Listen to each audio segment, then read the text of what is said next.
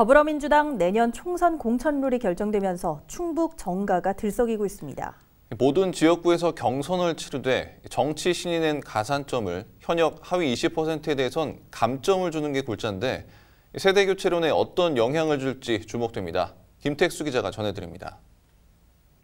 내년 총선 민주당 현역 의원들은 모두 경선을 치러야 하고 정치 신인에겐 10% 가산점이 주어집니다.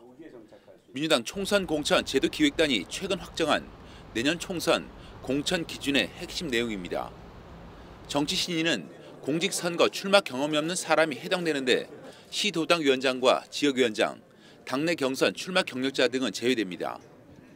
민주당은 여기에 현역 의원 평가 결과 하위 20%에 대해선 종전 10% 감점을 20%로 확대하기로 했습니다.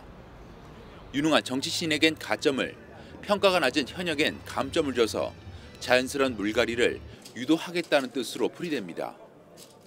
이에 따라 다선 의원들이 포진한 민주당 충북 지역 공천, 특히 세대 교체론에 어떤 영향을 줄지에 관심이 쏠리고 있습니다.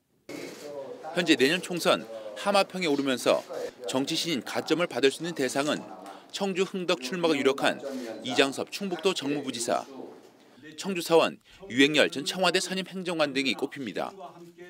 이런 가운데 이 같은 정치 신인과 경쟁을 벌여야 하는 서원 오재세, 청원 변재일 의원, 흥덕 도정환 의원의 평가 결과에 따라 감점 대상이 나온다면 경선 판세가 요동칠 가능성도 배제할 수 없는 상황입니다.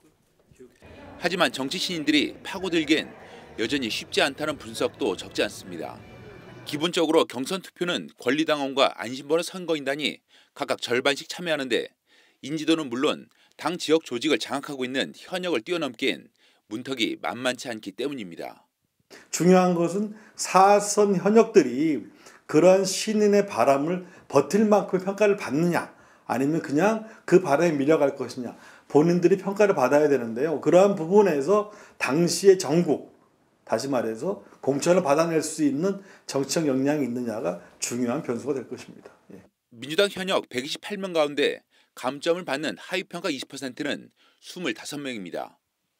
민주당 선출직 공직자 평가위는 지난 1월 1차 평가에 이어 내년 총선 100일 전까지 2차 평가를 마친 뒤 이른바 물갈이 대상자를 추려낼 예정입니다. HCN 뉴스 김택수입니다.